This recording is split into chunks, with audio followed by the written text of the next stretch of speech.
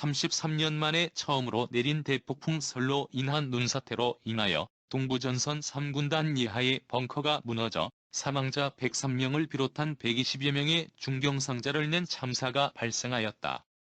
이 참사로 일선 고지에 구축되어 있는 벙커의 전면적인 개수의 파악과 시급한 대책이 촉구되었다. 3월 2일 오후 10시 육군 본부로부터 국방부 당국에 보고된 바에 의하면 2월 27일에서 2월 28일 양일간에 걸쳐 동부지구에는 1500mm에서 2500mm의 강설로 건물 89동과 사망자 46명, 중상자 20명, 행방불명 20여 명의 강설 피해를 입었다 한다. 한편 육군 당국에서는 관계 고급 참모를 급하여 피해 사항을 조사했으며 군수 보급 및 제설 작업을 적극적으로 추진했다. 특히 군수 보급은 항공편으로 지급하고 있었는데 피해가 심한 고지에는 눈이 5800mm 정도 쌓였다고 했다. 또 일부 지역의 통신시설이 파괴되어 피해 보고가 들어오지 못하고 있었고 1956년 3월 1일 오후 2시까지 신고된 피해는 다음과 같았다고 한다. 3군단에서는 사망자 25명, 중상자 15명, 경상자 5명, 행불자 시민 5명이었고 5군단에서는 사망자 18명, 중상자 5명, 경상자 3명이었고 1102 공병단에서는 행불자 9명이었고 103 통신대대에서는 사망 3명 등으로 피해자 합계는 98명이었다. 1956년 3월 2일 상공부에 보고된 바에 의하면 이번 내린 대설로 인해 배 두 척의 피해와 한백탄광의 석탄 생산이 2일간이나 중단되어 석탄 생산에 큰 지장을 초래하게 되었다 한다.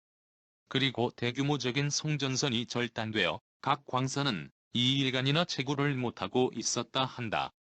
대설과 때를 같이하여 동해안 일대 배 피해로 석탄 수송에 막대한 지장을 초래했고 1956년 3월 1일 각 지방으로부터 교통부에 들어온 보고에 의하면 27일부터 28일에 걸쳐 내린 대설로 인해 동해안 묵호, 삼척 지방 철도가 운행되지 못해 강설로 인한 피해가 많았다 한다.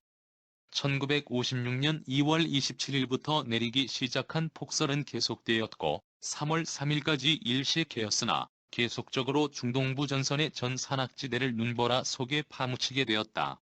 사람 키보다 3곱이나 더 높게 3m에서 5m 쌓인 이 폭설로 인해 103명의 사병이 희생되었고 92명의 중상자와 행방불명자를 내었다.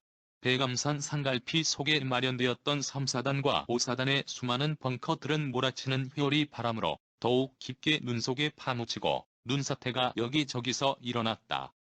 눈으로 뒤덮인 산악지대 위에는 구조작업을 위해 출동된 미군 헬리콥터와 대형 수송기들이 폭설을 꿰뚫고 날고 있었다. 33년 만에 처음 만나는 이 폭풍설로 인해 사단 CP와 모든 연락이 끊어져 고립 상태에 빠진 부대 진지의 낙하산으로 식량과 의약품이 투하되어만 4일 만에 백설석의 연기가 피어오르기 시작했다. 유선 전화는 물론 무전 연락까지 두절된 최전선 진지에서는 배터리의 공급을 받고 사단 CP와의 무전 연락이 취해졌다. 사병들은 함성과 함께 깃발을 띄었다. 전선 통신망이 완전 복구된 것이었다. 사기를 돋은 장병들은 용맹스러운 표정으로 활발한 제설 작업이 진행되어 주요 도로의 길을 뚫는 데 성공했다. 인제, 간성, 원통리 사이와 진부령 일대의 교통은 완전히 두절되어 일체 집차는 고사하고 도보로도 걸을 수 없을 정도였다. 3월 4일 눈은 내리지 않고 있으나 이 골짜기 전 산기슭에서 산더미 같은 눈사태가 무너지고 있고 바람이 불어 젖힐 때마다 눈보라는 일고 있고 수천 길되는 낭떠러지도 길 높이와 같게 눈이 쌓여 있어 한 발자국 잘못 디디면 수천 길 되는 낭떠러지로 파묻히게 되는 상황이었다.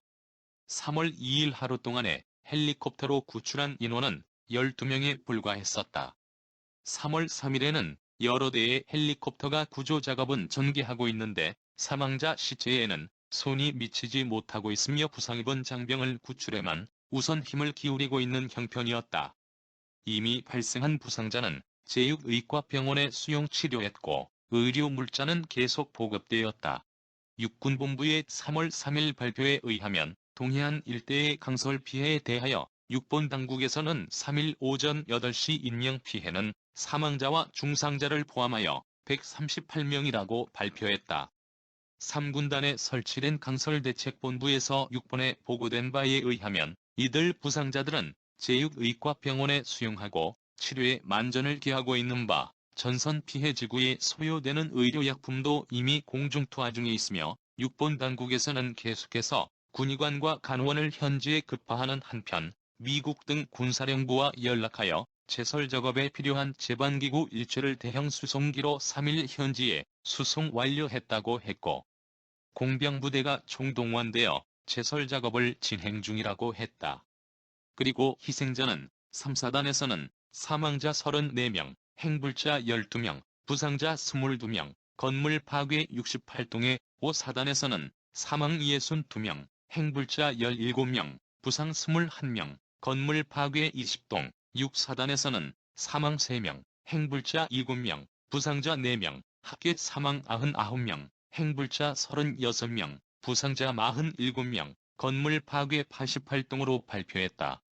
3월 3일 내무부 장관 앞으로 강원도 경찰국으로부터 대설로 인해 2천여 명의 이재민이 발생하고 200여 척의 선박이 파괴되는 등 막대한 피해 상황이 보고되었다.